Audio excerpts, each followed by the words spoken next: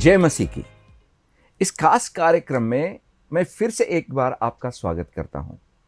यहां पे video clips के जरिए जो मरकस के सुसमाचार पर आधारित है, हम यीशु का जीवन जान रहे हैं, यानी कि हम उसके साथ इस यात्रा में आगे बढ़ रहे हैं। ये कार्यक्रम Bible.is के सौजन्य से हमारे सामने प्रस्तुत किया जा रहा है। आपसे विनती है कि आपके फोन में या टैब में इस ऐप को आप डाउनलोड कीजिए, जिसके जरिए आप परमेश्वर का वचन आपके भाषा में पढ़ सकते हैं, सुन सकते हैं और देख भी सकते हैं। हमने पिछले कार्यक्रम में देखा कि किस तरह से यीशु हमें कुछ बहुत महत्वपूर्ण बातें सिखाने की कोशिश कर रहा था। जैसे कि अगर लोग तुम्हें बेकार कहे तो आप निराश मत हो जाओ। जिसको लोगों ने बेकार कहा है, उसको यीशु मसीह एक महत्वपूर्ण स्थान देगा। इसलिए उसके पास जाना और उसके साथ जीवन बिताना बहुत ही महत्वपूर्ण है। कुछ लोग यीशु को उनके बातों में ही फंसाने की कोशिश कर रहे थे, लेकिन यीशु ने कहा कि तुम्हें परमेश्वर के छवि में बनाया गया है, उसका चेहरा तुम्हारे अंदर मुद्रित है। तो आप खुद को परमेश्वर के हवाले कर दीजिए और उसकी कृपा और उसके आशीष आपके जीवन में अनुभव कीजिए। तो फिर से एक बार हम आज मरकस का सुसमाचार 12वां अध्याय 18 वचनों से आगे देखेंगे कि यीशु हमें क्या सिखाता है। आइए आज की वीडियो क्लिप देखेंगे। कुछ सदूकी मसीह यीशु के पास आए। सदूकियों की मान्यता है कि मृतक दोबारा जीवित नहीं होते। उन्होंने मसीह यीशु से प्रश्न किया, गुरुवर, हमारे लिए मोशे का आदेश है कि यदि किसी का भाई अपनी पत्नी पीछे छोड़ निस्संतान मर जाए तो उसका भाई उस विधवा से विवाह करे और अपने भाई के लिए संतान उत्पन्न करे। इसी संदर्भ में एक घटना इस प्रकार है। 7 भाई थे। पहले ने विवाह किया और बिना संतान ही चल बसा। दूसरे भाई ने उसकी पत्नी से विवाह कर लिया, वो भी बिना संतान ही चल बसा। तीसरे भाई की भी यही स्थिति रही। इस प्रकार 7 भाइयों की मृत्यु बिना संतान ही हो गई। इसके बाद उस स्त्री की भी मृत्यु हो गई। पुनरुत्थान में दोबारा जी उठने पर वो किसकी पत्नी कहलाएगी, क्योंकि वो तो 7 भाइयों की पत्नी रह चुकी है। मसीह यीशु ने उन्हें उत्तर दिया, क्या तुम्हारी इस भूल का कारण ये नहीं कि तुम न तो पवित्र शास्त्र का भेद समझते हो और न ही परमेश्वर के सामर्थ्य को? पुनरुत्थान में लोग न तो विवाहित होते हैं और न ही वहाँ विवाह कराए जाते हैं। वहाँ वे स्वर्ग दूतों के समान होंगे। जहाँ तक मरे हुओं के दोबारा जी उठने का प्रश्न है, क्या तुमने मोशे के ग्रंथ में नहीं पढ़ा, जहाँ जलती हुई झाड़ी का वर्णन है? परमेश्वर ने मोशे से कहा था, मैं ही अब्राहम का परमेश्वर, इसहाक का परमेश्वर तथा याकूब का परमेश्वर हूँ। आप लोग बड़ी गंभीर भूल में पड़े हैं। वो मरे हुओं के नहीं, परंतु जीवितों के परमेश्वर हैं। उसी समय एक शास्त्री वहां से जा रहा था। उसने उनका वार्तालाप सुन लिया। ये देख कि मसीह यीशु ने उन्हें सटीक उत्तर दिया है। उसने मसीह यीशु से पूछा, सबसे बड़ी आज्ञा कौन सी है?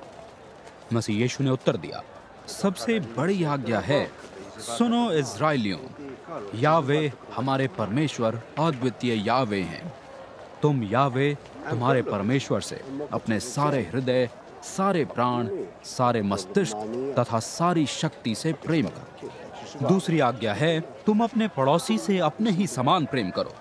इनसे बढ़कर कोई और आज्ञा है ही नहीं। उस शास्त्री ने मसीह यीशु से कहा, अति सुंदर गुरुवर, आपका कहना हमेशा ही सत्य है। वही एकमात्र है, उनके अतिरिक्त और कोई नहीं है। तथा उनसे ही सारे हृदय, सारे समझ तथा सारी शक्ति से प्रेम करना तथा अपने पड़ोसी से अपने समान प्रेम करना सभी बलियों तथा आग बलियों से बढ़कर है। जब मसीह यीशु ने देखा कि उसने बुद्धिमानी से उत्तर दिया है, उन्होंने उससे कहा, तुम परमेश्वर के राज्य से दूर नहीं हो। इसके बाद किसी में भी उनसे और प्रश्न करने का साहस न रहा।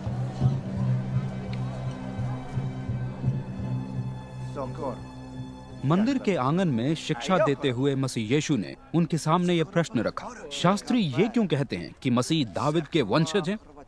दाविद ने पवित्र आत्मा में आत्मलीन हो कहा था, प्रभु यावे ने मेरे प्रभु से कहा, मेरी दाईं ओर बैठे रहो, मैं तुम्हारे शत्रुओं को तुम्हारे अधीन करूंगा। स्वयं दाविद उन्हें प्रभु कहकर संबोधित कर रहे हैं। इसलिए किस भाव में प्रभु दाविद के पुत्र हुए? भीड़ उनके इस वाद विवाद का आनंद ले रही थी। आगे शिक्षा देते हुए मसीह यीशु ने कहा, उन शास्त्रियों से सावधान रहना जो लंबे ढीले लहराते वस्त्र पहने हुए घूमा करते हैं, जिन्हें सार्वजनिक स्थलों पर सम्मानपूर्ण नमस्कार की इच्छा रहती है। उन्हें सभागृहों में प्रधान आसन तथा भोज के अवसरों पर मुख्य स्थान की आशा रहती है। वे विधवाओं के घर हड़प जाते हैं तथा मात्र दिखावे के उद्देश्य से लंबी लंबी प्रार्थनाएं करते हैं। कठोरतम होगा इनका दंड।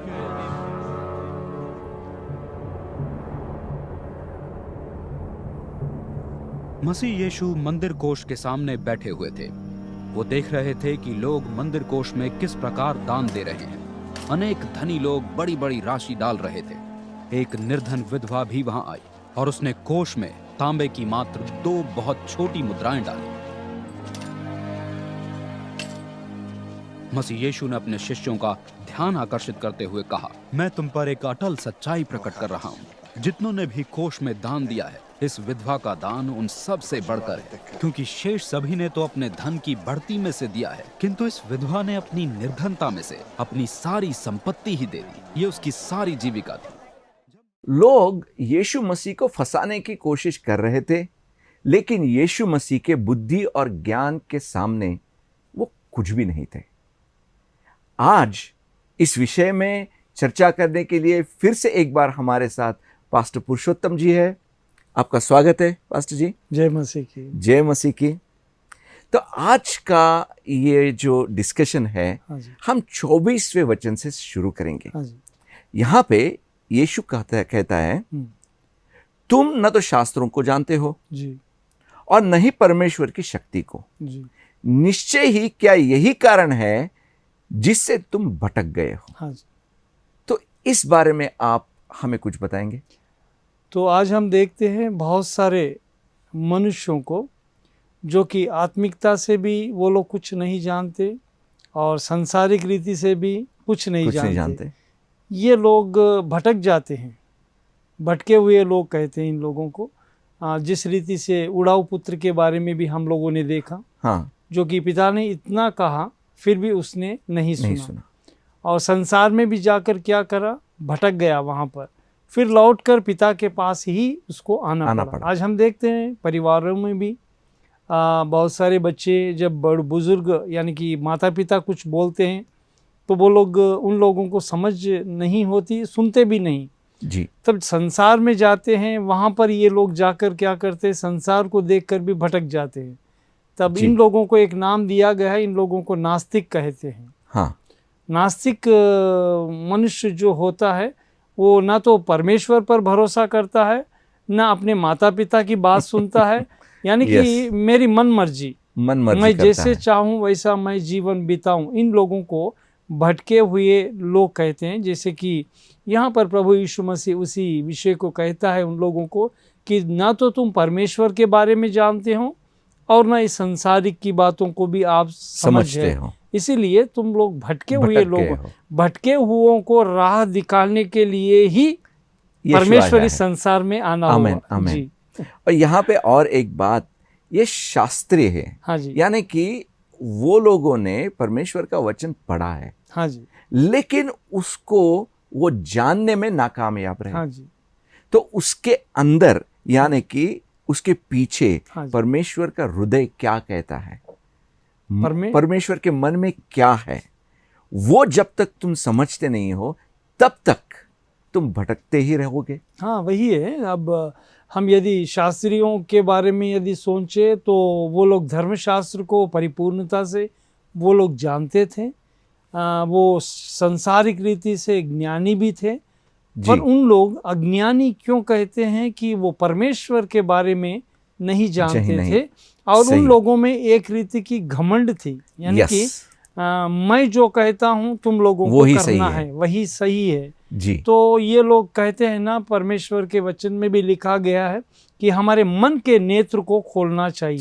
ये शारीरिक रीति की आंखें खोलकर देखना नहीं, पर जब हमारे मन के नेत्र को हम खोलते हैं, हाँ। तब प्रभु यीशु मसीह की बातों को हम समझ सकते हैं। आमेन, आमेन। जी यानी कि जब हम परमेश्वर की शक्ति को जानते हैं, हाँ तो हम भटकते नहीं हैं, हाँ जी। सही रास्ते पर आ जाते हैं। जी और यहाँ पे जब यीशु मसीह इन लोगों से बात कर रहा था, हाँ तो बातों में उसने एक बहुत ही पावरफुल चीज कही है। हाँ जी 26 और 27वें वचन में हाँ वो कहता है, मरे हुओं के जी उठने के विषय में क्या तुमने मूसा के पुस्तक में झाड़ी के बारे में जो लिखा गया है नहीं पढ़ा? वहां परमेश्वर ने मूसा से कहा था, मैं इब्राहिम का परमेश्वर हूं, इसहाक का परमेश्वर हूं और याकूब का परमेश्वर हूं। वह मरे हुओं का नहीं बल्कि जीवितों का परमेश्वर है। तुम लोग बहुत बड़ी भूल में पड़े हो। तो जीवितों का परमेश्वर है, इसका मतलब क्या है? जीवितों का परमेश्वर है, इसके बारे में यदि हम लोगों को सोचना है तो फिर एक बार हम लोगों को उत्पत्ति नामक पुस्तक की ओर जाना जरूरी है, क्योंकि आदम और हव्वा जब प्रभु परमेश्वर के संगति में थे, हाँ। तब उनके आत्मिकता से वो लोग जीवित थे।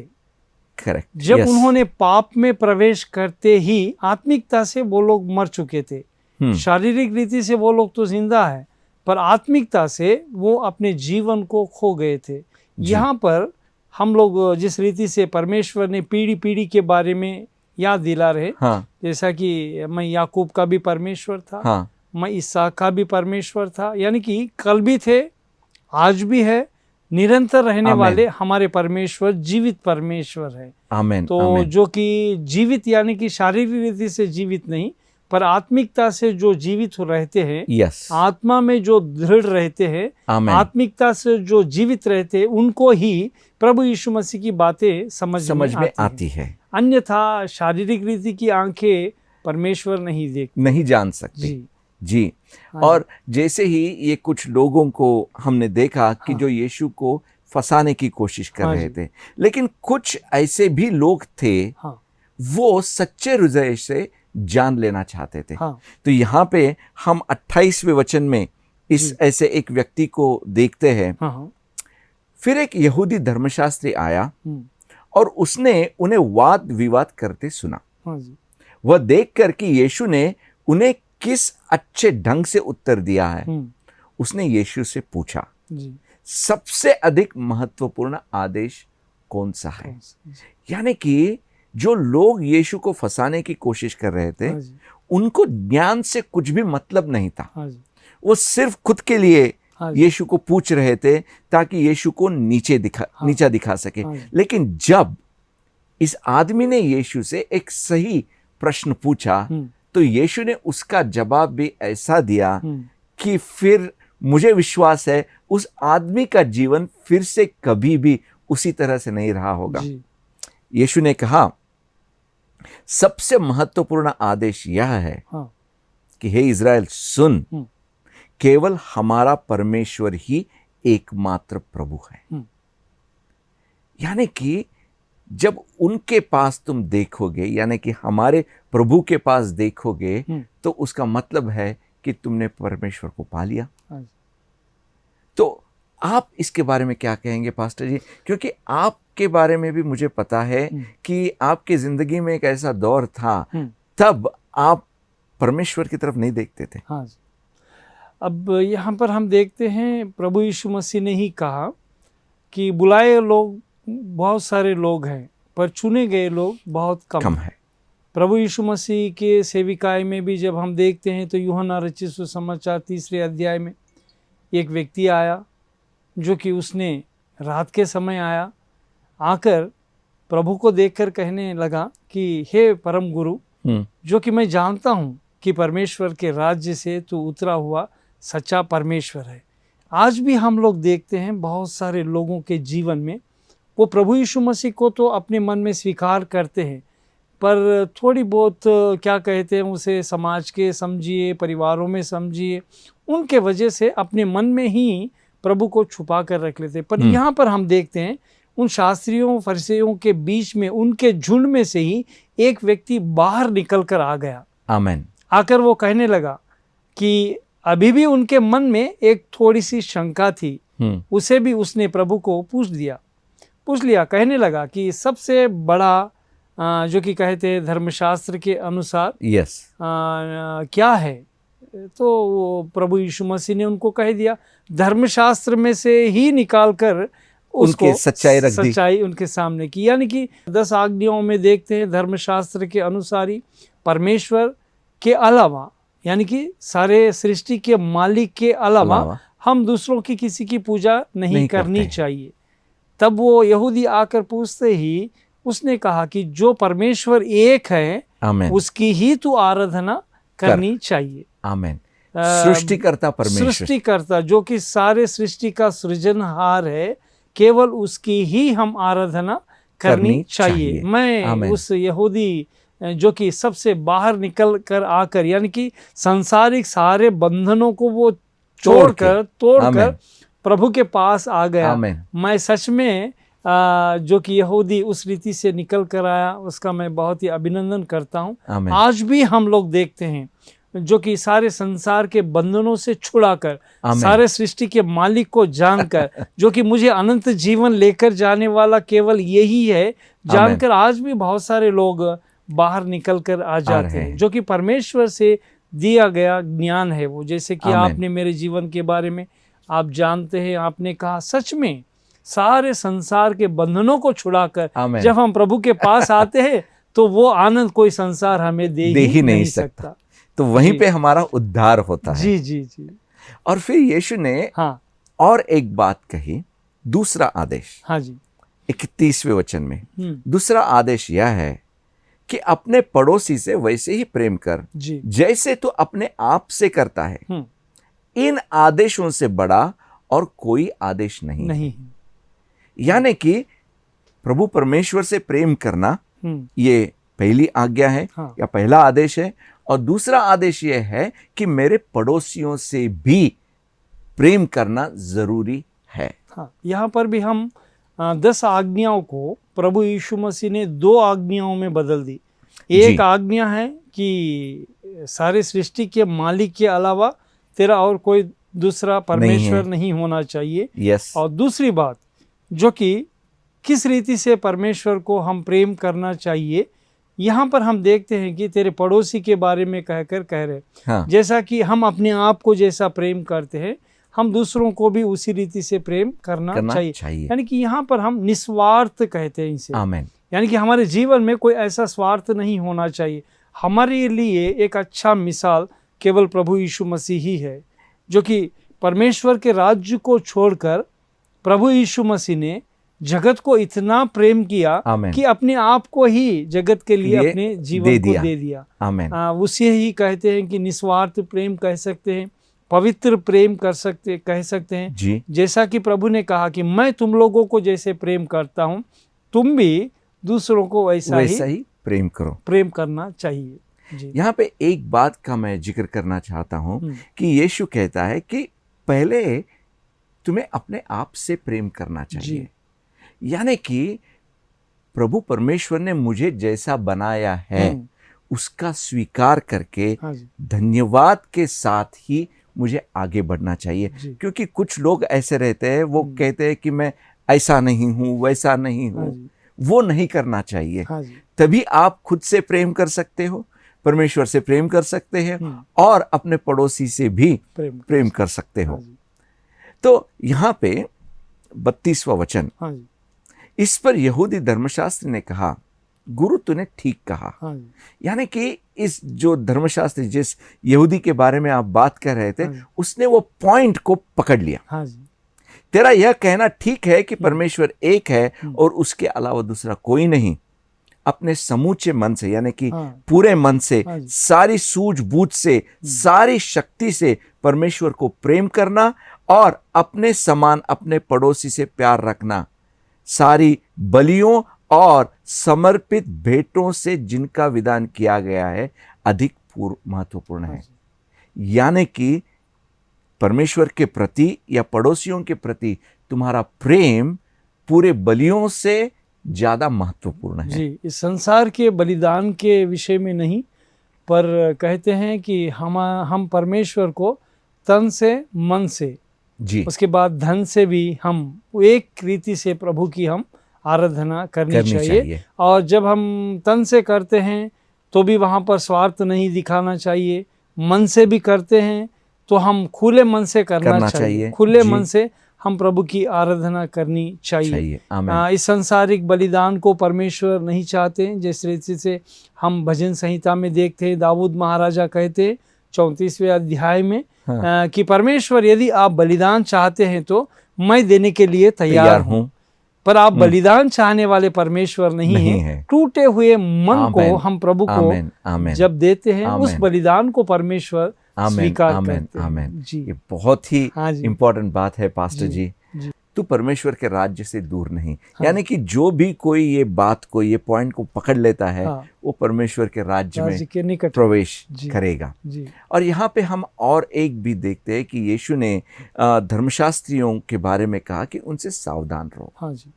तो इस बात के बारे में आप हमें बताइए कि ऐसा क्यों कहा कि धर्मशास्त्रियों के बारे में सावधान रहो। अब यदि प्रभु यीशु मसीह ने इस रीति से कहा होगा कि पाखंडियों से, इसे पाखंडीपन बोलते हैं जी, जो कि पाखंडीपन ये होता है कि लोगों को दिखाने के लिए हम एक रूप धारण करते हैं, परमेश्वर को दिखाने के लिए एक रूप धारण करते हैं। तो परमेश्वर ने कहा कि संसारिक पाखंडियों से तुम लोगों को सावधान रहिए। आमीन। सावधान रहिए कि उन लोगों के पाखंडीपन को जानिए। और ये पाखंडीपन जो होता है परमेश्वर को बिल्कुल पसंद नहीं है। एक पापी को परमेश्वर क्षमा कर सकते हैं, पर पाखंडी को परमेश्वर कभी भी क्षमा कर ही नहीं सकते। जो कि हमारा परमेश्वर है, सारी सृष्टि का मालिक है। हमारे मन में हम कैसे आराधना कर रहे हैं ये भी परमेश्वर जानते हैं। मनुष्य कोई नहीं जानता, मनुष्य केवल ऊपर का रूप ही देखता है, पर परमेश्वर हमारे मन की बात जानते हैं कि हम कैसे आराधना कर रहे हैं, कैसी प्रार्थना कर रहे हैं, हमारी चाहत कैसी है, ये सब कुछ जानने वाला परमेश्वर। इसीलिए परमेश्वर प्रभु यीशु मसीह ने कहा कि पाखंडियों से सावधान रहिए। आमीन, आमीन, आमीन। और उनके बारे में 40वें वचन में उसने ये भी कहा, इन लोगों को कड़े से कड़ा दंड मिलेगा। जरूर। उसके बाद यीशु मसीह दान पत्र के सामने बैठा था, और ये बात यहाँ पे लिखी है 41वें वचन में। यीशु दान पत्र के सामने बैठा हुआ देख रहा था कि लोग दान पत्र में किस तरह धन डाल रहे हैं, कितना नहीं, किस तरह से। यानी कि धन डालने के पीछे तुम्हारा हृदय किस तरह का है, उसके बारे में यीशु ज्यादा या उसको ज्यादा महत्वपूर्ण मानते थे। तो ये बात भी हमारे जीवन में बहुत ही ज़रूरी है। यानी कि हम यदि सांसारिक रीति से बात करें तो खून पसीने की जो कमाई होती है वो प्रभु को पसंद है। यानी कि हम किसी के पास रिश्वत लेकर लोगों को दिखाने के लिए हम लोग लाकर परमेश्वर की सेविकाई से, परमेश्वर उस धन से बिल्कुल पसंद नहीं है। परमेश्वर तो केवल उसी धन से पसंद है जो कि हम परिश्रम कर कर जो हम धन कमाते हैं, परमेश्वर की जो आशीषें होती है उसे लाकर जब हम परमेश्वर की सेविकाई के देते हैं तो वो धन परमेश्वर को बहुत ही पसंद है। जिस रीति से हम देखते हैं दान की पेटी के पास प्रभु देख रहे थे, आज भी परमेश्वर हमें देख रहे हैं कि कैसा धन हम लाकर प्रभु को समर्पित कर रहे हैं। वो जो अन्याय से कमाया गया धन होता है वो परमेश्वर को बिल्कुल पसंद नहीं है। और एक विधवा स्त्री के बारे में भी हम जानते हैं जो कि उन्होंने, उनके पास जो भी था, यानी कि करोड़ों दीजिए, लाखों दीजिए आप, वो क्या कहते, बेईमानी की कमाई कहते हैं ना, अन्याय की कमाई जो कहते हैं, वो प्रभु को पसंद नहीं। लेकिन वो उस स्त्री ने, उसके पास जो भी सिक्के थे, उसने 2 दमड़ियां थी अपने हृदय में से, प्रभु मेरे पास यही है और मैं तुम्हें ये दे रही हूँ। उस दान को परमेश्वर ने स्वीकार किया। आमीन। जी मेरे भाइयों और बहनों, तुम कितना दे रहे हो, क्या दे रहे हो, ये ज्यादा मायने नहीं रखता। तुम कैसे दे रहे हो यही ज्यादा मायने रखता है। आइए हम प्रार्थना करें ताकि हम खुद को भी सही तरीके से परमेश्वर के हवाले कर दें। पास्टर जी, जी। आप प्रार्थना कीजिए। हाँ जी, आइए हम शीश निभाएंगे, प्रार्थना करें। प्यारे परमेश्वर, मैं आपको धन्यवाद देता हूँ। सच में प्रभु जी, आप बात करने वाले परमेश्वर हैं। आपके वचनों के द्वारा हम सबों से आपने बात की है, हम आपको धन्यवाद देते हैं। प्रभु जी, इस संसारिक धन नहीं चाहते आप, पर हमारे जीवन को आप चाहते हैं। आपके वचन के द्वारा हम सबों ने दर्शकों के साथ मिलकर हम विश्वास करते हैं। प्रभु जी, हमारे हृदय में से, मन से, श्रद्धा से, भय से, भक्ति से आपकी आराधना करने की शक्ति हम सबों में भर दीजिए। प्रभु जी, सारे दर्शकों को मैं आपके हाथों में सौंपता हूँ। जिन्होंने भी परमेश्वर इस वचन को ग्रहण किया है, प्रभु जी, धैर्य से बाहर आकर मेरा सच्चा परमेश्वर को, मेरे सच्चे परमेश्वर को मैंने जान लिया है कहने वालों को, सबों को आप आशीषित कीजिए। हर एक परिवार में परमेश्वर आपकी शांति, आपका समाधान दीजिए। और जो भी अस्वस्थ हैं परमेश्वर, इस समय आपका घायल हाथ इसी क्षण बढ़ाकर परिपूर्णता से चंगाई दीजिए। सारे दर्शकों के जीवनों के द्वारा केवल आप ही महिमा पाइए। प्रभु यीशु मसीह के पवित्र नाम से प्रार्थना करते हैं, सुना और ग्रहण कर। आमीन। आमीन। धन्यवाद पास्टर जी। आप bible.is ऐप को डाउनलोड करना मत भूलिए और अगले कार्यक्रम में फिर से एक बार मिलेंगे। एक नई बाइबल इज़ ऐप मुफ्त में आज ही डाउनलोड करें ताकि आप पाएं प्रभु का शुद्ध सुनाई देने वाला वचन अपनी उंगलियों पर। आसानी से सुनने की योजना बनाएं, नोट्स लें और सच्चाई का सामना करें। इसमें आप क्या पाएंगे? प्रभु के वचन को हाई क्वालिटी एवं नाटकीय ऑडियो में सुने। ऑफलाइन सुनने और पढ़ने के लिए अपना पसंदीदा वर्जन डाउनलोड करें। हमारे पास मुफ्त में 1300 से भी अधिक भाषाएं उपलब्ध हैं। 500 से भी अधिक भाषाओं में गॉस्पेल फिल्में देखकर यीशु के जीवन और सेवकाई के बारे में जानें। शास्त्र प्लेलिस्ट खोजें और बनाएं। उन्हें अपने दोस्तों, परिवार और सोशल मीडिया पर भी बांटें ताकि आप प्रभु के वचन का एक साथ अध्ययन कर सकें। तो आज ही बाइबल इज़ ऐप डाउनलोड करें, प्रभु को आपकी अपनी भाषा में बोलते हुए सुनें। नई बाइबल इज़ ऐप जो सबको ध्यान में रखकर बनाई गई है।